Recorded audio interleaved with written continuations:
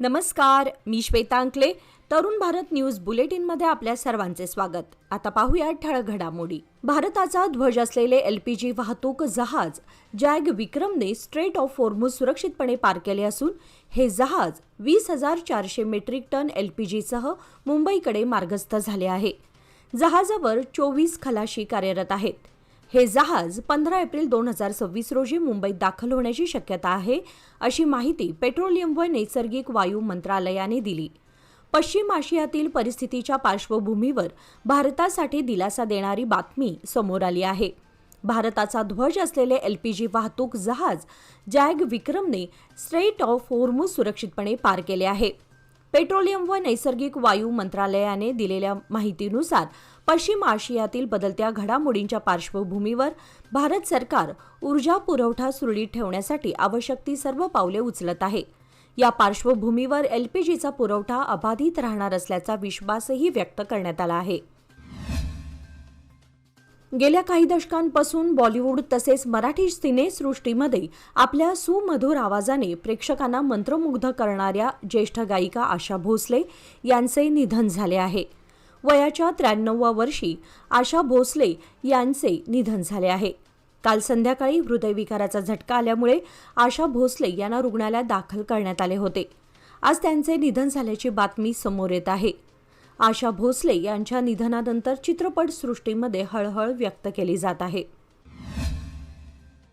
गोकाक परिसरात घडणाऱ्या अवैध प्रकारांकडे दुर्लक्ष करण्याची प्रवृत्ती वाढत असून त्यामुळे गुन्हेगारांना वाव मिळतो.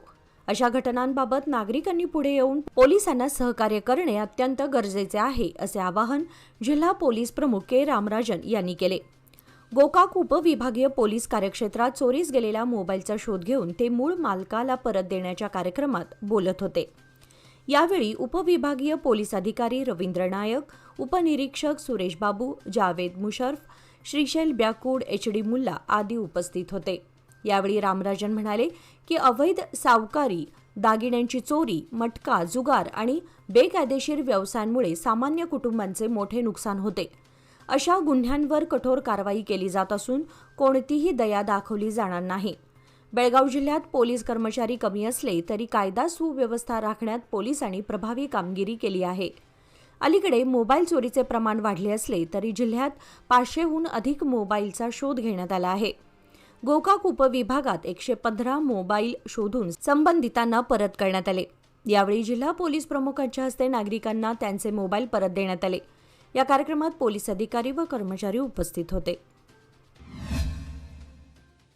जिल्ह्यामध्ये जास्त व्याजदराने कर्ज वसूल करणाऱ्यांविरोधात कडक कारवाई करण्यात येणार असल्याचा इशारा जिल्हा पोलीस प्रमुख के रामराजन यांनी दिला आहे. नागरिकांना कोणत्याही प्रकारचा त्रास होत असल्यास मध्यस्थांचा वापर न करता थेट पोलिसांशी संपर्क साधण्याचे आवाहन त्यांनी केले आहे. जिल्ह्यातील शेतकरी, लहान व्यावसायिक आणि सर्वसामान्य नागरिकांना कर्जदारांकडून मोठ्या प्रमाणावर त्रास दिला जात असल्याच्या तक्रारी वाढत आहेत. अनेक प्रकरणांमध्ये कर्ज फेडूनही दुप्पट किंवा त्याहून अधिक व्याज वसूल केले जात आहे. काही ठिकाणी चक्रवाढ व्याजापेक्षाही जास्त रक्कम घेतली जात असल्याचेही समोर आले आहे. याशिवाय कर्ज वसुलीसाठी धमकावणे, घरी जाऊन त्रास देणे, घरासमोर गोंधळ घालून अपमान करणे अशा प्रकारांमुळे नागरिकांना शारीरिक व मानसिक छळ सहन करावा लागत आहे. अशा बेकायदेशीर सावकारी विरोधात गुन्हे दाखल करून कठोर कारवाई करण्यात येईल, असेही त्यांनी स्पष्ट केले. विशेषतः गोकाक तालुक्यात अशा प्रकारच्या तक्रारी अधिक प्रमाणात आढळून येत आहेत. काही ठिकाणी भीती दाखवून मालमत्ता स्वतःच्या नावावर करून घेण्याच्या धमक्या दिल्या जात आहेत. या प्रकारांवर कठोर कारवाई केली जाईल, असा इशारा पोलीस प्रशासनाने दिला आहे. अनगोळ येथील व्यवसायाने आयुर्वेदिक थेरपिस्ट असणाऱ्या युवकाच्या खून प्रकरणी त्याच्या पत्नीसह 2 जणांना अटक करण्यात आली आहे. टिळकवाडी पोलिसांनी ही कारवाई केली असून त्यांना न्यायालयासमोर हजर करण्यात आले. 5 एप्रिल रोजी सायंकाळी 5:30 ते 6:15 या वेळेमध्ये आंबेडकर नगर अनगोळ येथील अंकुश आयुर्वेदिक केअर सेंटरमध्ये अविनाश अशोक सुप्पण्णावर वय 40 राहणार बाबले गल्ली या थेरपिस्टचा संशयास्पद मृत्यू झाला होता. त्याच्या डोक्याला जबर दुखापत झाली होती. सुरुवातीला हे प्रकरण अनैसर्गिक मृत्यू भासवण्याचा प्रयत्न झाला होता. अविनाशची आई कमल अशोक सुप्पण्णावर यांनी दिलेल्या फिर्यादीवरून संशयास्पद मृत्यू प्रकरणाची नोंद करण्यात आली होती. या प्रकरणी कैलास बाळकृष्ण अचिताल वय 43, अविनाशची पत्नी लक्ष्मी अविनाश सुपन्नावर वय 29 या दोघा जणांना अटक करण्यात आली आहे. पोलीस आयुक्त भूषण बोरसे, पोलीस उपायुक्त NV बर्मणी, खडेबाजारचे ACP शेखरप्पा H आदी वरिष्ठ अधिकाऱ्यांच्या मार्गदर्शनाखाली पथकाने या दोघा जणांना अटक केली आहे. डॉक्टर बाबासाहेब आंबेडकर यांच्या जयंतीनिमित्त 14 एप्रिल रोजी शहरामध्ये भव्य मिरवणूक व कार्यक्रमाचे आयोजन करण्यात आले असून या पार्श्वभूमीवर महापालिकेच्या वतीने तयारीला वेग आला आहे. कॅम्प परिसरातील डॉक्टर बाबासाहेब आंबेडकर सर्कलपासून राणी कित्तूर चन्नम्मा सर्कल जवळील डॉक्टर आंबेडकर उद्यानापर्यंत भव्य मिरवणूक काढण्यात येणार आहे. त्यानंतर उद्यानात मुख्य कार्यक्रम पार पडणार आहे. या अनुषंगाने महापालिका उपायुक्त निपाणीकर, तळवार तसेच दलित संघटनांच्या नेत्यांनी रविवारी उद्यानातील पूर्वतयारीची पाहणी केली. यावेळी सुरू असलेले रंगरंगोटी, पेंडाल उभारणी, आसन व्यवस्था तसेच भोजन व्यवस्थेचा आढावा घेण्यात आला. यंदा डॉक्टर बाबासाहेब आंबेडकर यांच्या 135व्या जयंतीनिमित्त मोठ्या प्रमाणावर कार्यक्रम साजरा करण्यात येणार असल्याने प्रशासनाने विशेष तयारी केली आहे. पाहणी दरम्यान मिरवणुकीच्या मार्गावर पिण्याच्या पाण्याची सोय, वैद्यकीय मदत तसेच इतर आवश्यक सुविधा उपलब्ध करून द्याव्यात अशी मागणी दलित नेत्यांनी केली आहे. महानगरपालिकेकडून भोजन व्यवस्थाही करण्यात येणार असल्याची माहिती देण्यात आली. या कार्यक्रमासाठी मोठ्या संख्येने नागरिक उपस्थित राहणार असल्याने प्रशासनाने सर्व सुविधा सुरळीत ठेवण्याचे प्रयत्न सुरू केले आहेत. मागील अनेक दिवसांपासून प्रतीक्षा असलेला बेंगळूर मुंबई स्लीपर वंदे भारत एक्सप्रेसला अखेर रेल्वे मंत्री अश्विनी वैष्णव यांनी हिरवा कंदील दिला आहे. बेंगळूरच्या क्रांतीवीर संगोळी रायण्णा रेल्वे स्थानकापासून मुंबईच्या छत्रपती शिवाजी महाराज टर्मिनल दरम्यान ही स्लीपर वंदे भारत धावणार असल्याचे पत्र त्यांनी खासदार PC मोहन यांना दिले आहे. बेंगळूर मुंबई सुपरफास्ट एक्सप्रेस सुरू करावी अशी मागणी बेंगळूरचे खासदार तेजस्वी सूर्या यांनी रेल्वे मंत्र्यांकडे काही महिन्यांपूर्वी केली होती. व्यवसाय उद्योगाच्या दृष्टीने या दोन शहरांमध्ये वेगवान रेल्वे सुरू करण्यासंदर्भात रेल्वे विभागाची चाचपणी सुरू होती. सुपरफास्ट एक्सप्रेसऐवजी आता स्लीपर वंदे भारत सुरू करण्याचा निर्णय घेण्यात आला आहे.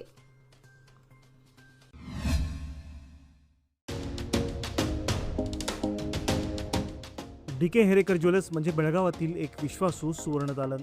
दिवसेंदिवस वाढत चाललेल्या सोन्या चांदीच्या किमतीमुळे ग्राहकांची धांदल उडत आहे. पण आमच्या सुवर्णदालनात मिळतो उत्तम ग्राहक सेवा, शुद्धतेची खात्री आणि वर्षानुवर्षाचा विश्वास. म्हणूनच आमचं तुमच्याशी नातं 52 कशी सोन्यासारखं उजळून निघतं. आमच्या दुकानात खरेदी करा 24 कॅरेट शुद्ध सोन्याचे कलाकुसरीचे दागिने, आकर्षक चांदीचे अलंकार आणि पूजेसाठी लागणारे सर्व साहित्य. खरेदीवर मिळवा एक आकर्षक भेटवस्तू. नियम व अटी लागू. या सुवर्ण संधीचा लाभ घेण्यासाठी आजच भेट द्या DK हेरेकर ज्वेलर्स, श्री विठ्ठल भवन, संयुक्त महाराष्ट्र चौकाजवळ, खडेबाजार, बेळगाव. तसेच तेले पाटील गल्ली, शहापूर, बेळगाव येथील आमच्या सुवर्ण दालनाला.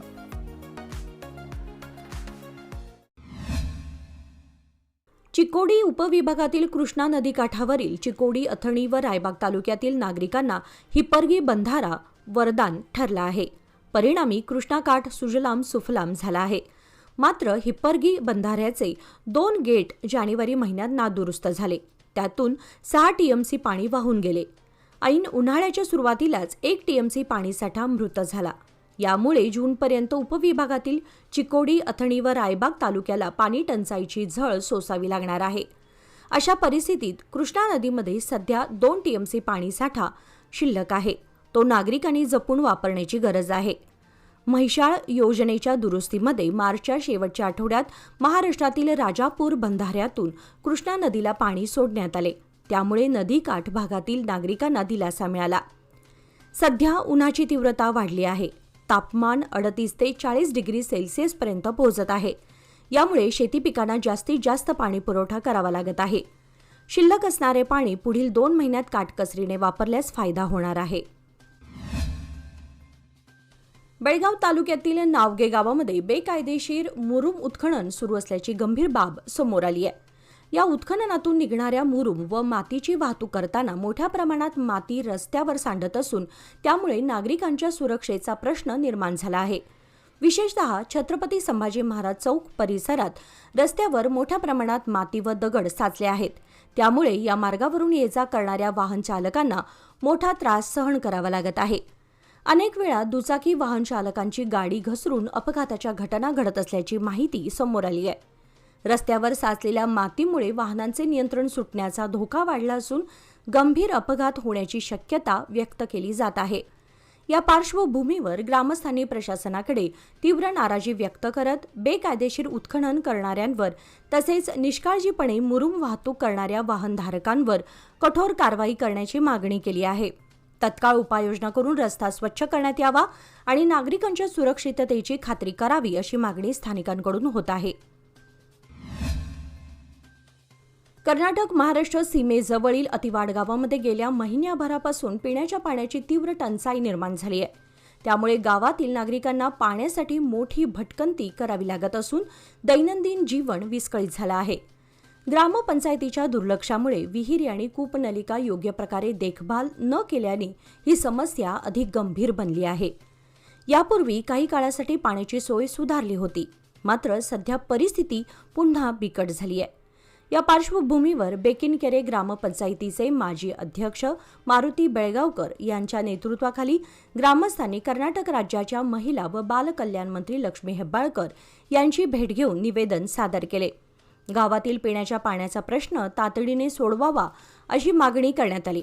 यावेळी मंत्री लक्ष्मी हेब्बाळकर यांनी संबंधित अभियंत्यांशी दूरध्वनीवर संपर्क साधून कूपनलिका तातडीने दुरुस्त करण्याच्या सूचना दिल्या।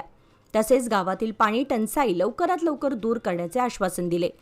ग्रामस्थांना आता प्रशासनाच्या तातडीच्या कृतीची अपेक्षा असून पाण्याचा प्रश्न लवकर सुटेल अशी आशा व्यक्त केली जात आहे। उन्हाळ्यात नागरिक व जनावरांना पिण्याच्या पाण्याची कमतरता भासू नये तरीही जिल्ह्यात समस्या उद्भवू शकणाऱ्या तालुक्यांमध्ये पर्यायी जलस्रोतांची व्यवस्था करावी असे बेळगाव प्रादेशिक आयुक्त जानकी यांनी जिल्हा प्रशासनाला निर्देश दिले।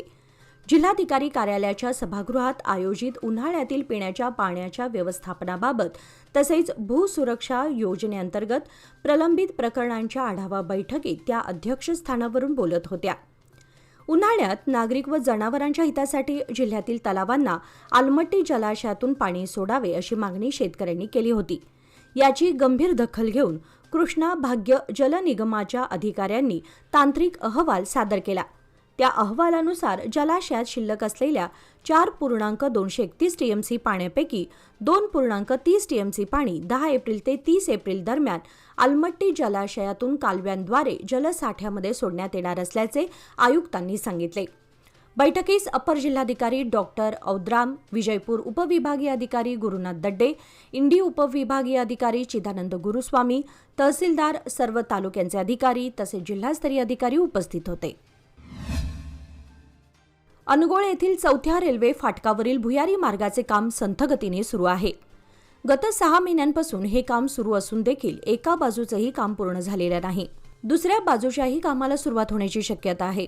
मात्र रेल्वे रुळाच्या एका बाजूचं काम पूर्ण झाल्यानंतर दुसऱ्या बाजूचं काम करावं अशी मागणी येथील नागरिकांनी केली आहे।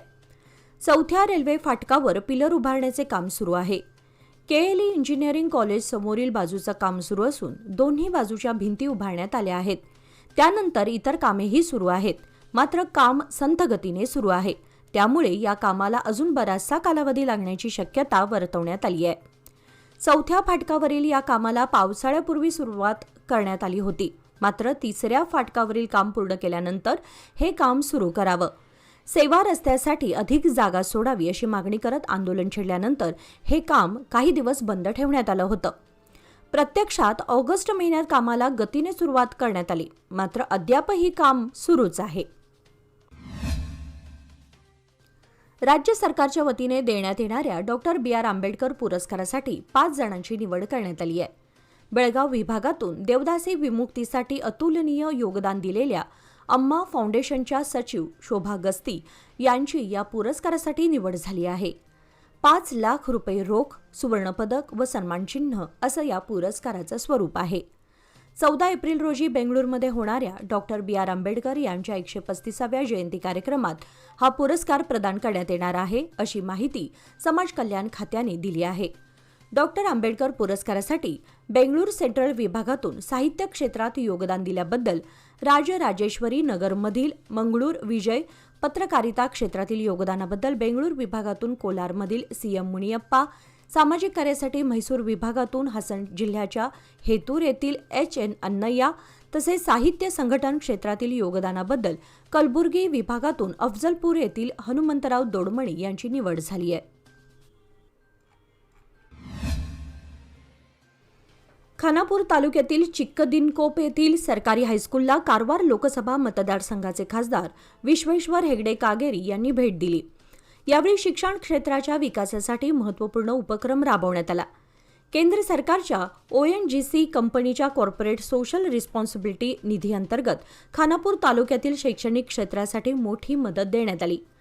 जनश्रीधान फाउंडेशनतर्फे शाळेसाठी स्मार्ट बोर्ड आणि 5 किलोवॅट क्षमतेची सौर ऊर्जा यंत्रणा उपलब्ध करून देण्यात आली. खासदार कागेरी यांच्या हस्ते या सुविधांचे लोकार्पण करण्यात आले. तसेच तालुक्यातील निवडक हायस्कूलमधील गरजू विद्यार्थ्यांना शिक्षा टॅब वितरित करण्यात आले. या उपक्रमामुळे विद्यार्थ्यांना डिजिटल शिक्षणाची सुविधा मिळणार आहे. या कार्यक्रमाला तालुक्यातील भाजपाचे ज्येष्ठ नेते, कार्यकर्ते, शाळा विकास समितीचे पदाधिकारी तसेच ग्रामस्थ मोठ्या संख्येने उपस्थित होते.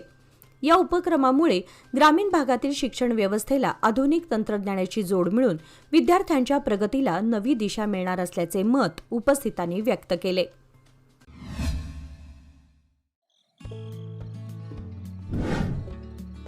मेसर्स RS हेरेकर ज्वेलर्स, तुमच्या आनंदाच्या क्षणांना सुवर्णस्पर्श.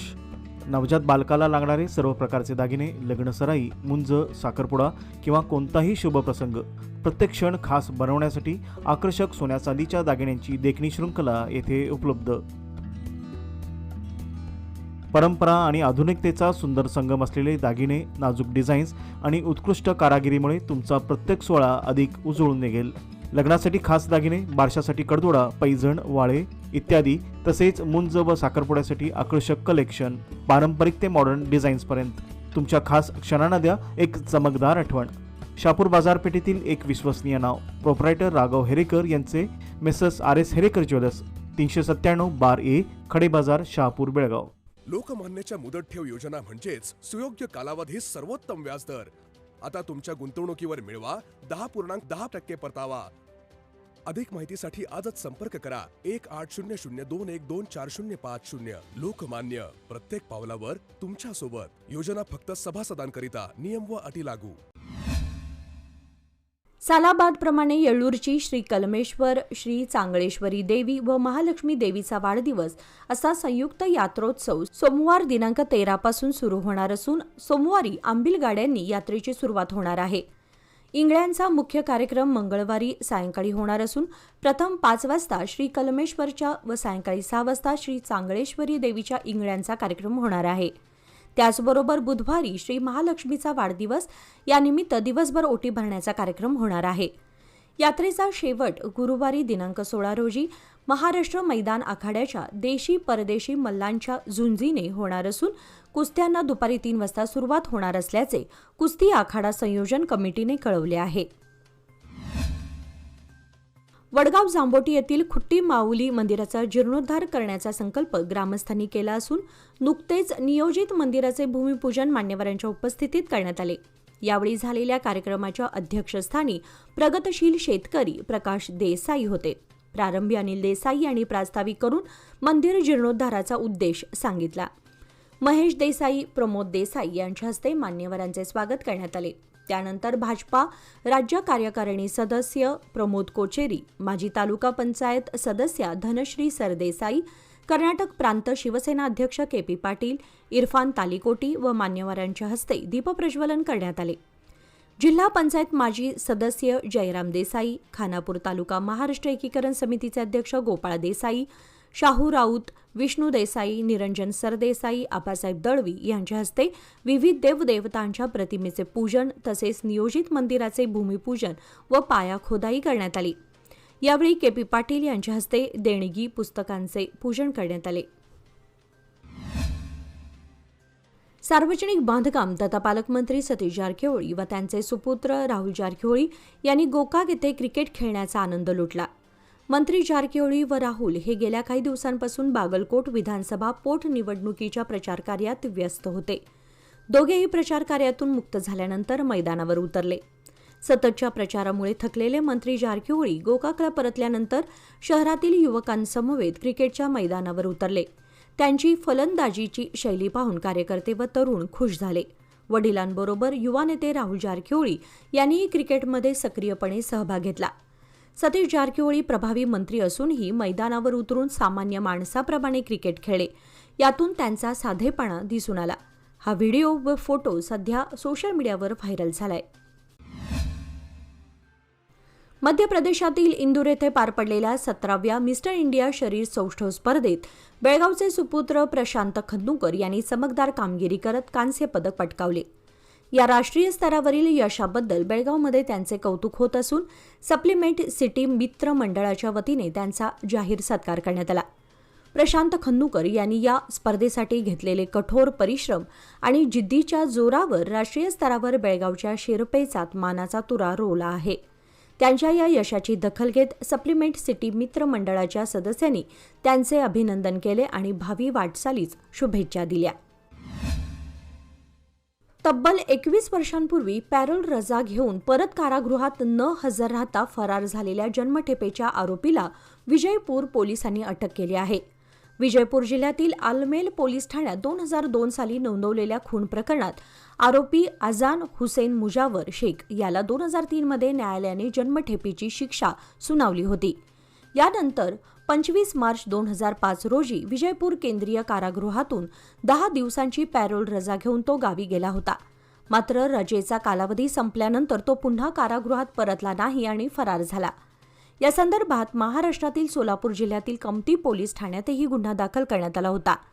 सायबर क्राईम पोलीस ठाण्यातील अधिकाऱ्यांनी अनेक वर्षांच्या प्रयत्नानंतर आरोपीला महाराष्ट्रातील इचलकरंजी येथे 11 एप्रिल रोजी ताब्यात घेतले आहे. तवंदी मार्गावर तवंदी औद्योगिक वसाहतीत जाणारी अवजड वाहने वरचेवर विद्युत खांबाला धडक देत असल्याने नागरिकातून तीव्र नाराजी व्यक्त होत आहे. रस्त्यावरच विद्युत खांब पडत असल्याने नागरिकांच्या जीवितास धोका निर्माण होत आहे. त्यामुळे प्रशासनाने याकडे गांभीर्याने लक्ष देऊन येथून होणारी अवजड वाहतूक त्वरित बंद करावी अशी मागणी तवंदी ग्रामस्थांमधून होत आहे. गत महिन्याभरापासून 2 वेळा अशा घटना घडल्याने येथील नागरिकातून नाराजी व्यक्त होत आहे. याचबरोबर आजचे बातमीपत्र इथे संपले. अधिक माहिती आणि ताज्या घडामोडींसाठी पाहत रहा तरुण भारत न्यूज चॅनल. तसेच आमच्या चॅनलला लाईक, शेअर आणि सबस्क्राईब करायला विसरू नका. आणि विश्वासार्ह बातम्यांसाठी दररोज वाचा दैनिक तरुण भारत. धन्यवाद.